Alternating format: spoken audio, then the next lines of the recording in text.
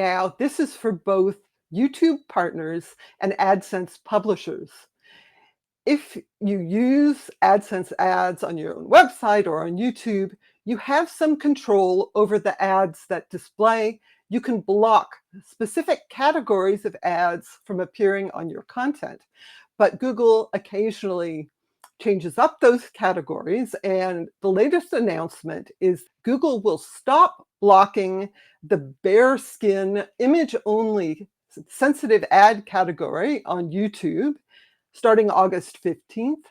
And there's a similar AdSense for content category, significant skin exposure. They're going to stop blocking that on September 30th. So if you have those categories blocked, you're going to have to change your settings because those blocks will stop working.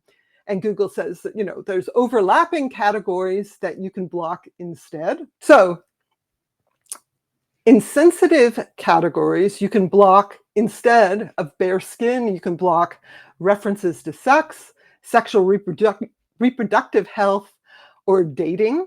In the general categories, you can block underwear and swimwear as topics. Those are in the apparel topics. So you go into the apparel category, and then there's a subcategory for underwear and swimwear. If you block those, that's going to block most of the bare skin ads on your content. I'll note I have two pictures here. If you are a YouTube partner, you can find these settings in YouTube Studio on desktop under settings and then ad categories. If you are an AdSense publisher, you go into your AdSense account, go to brand safety, content, and blocking controls.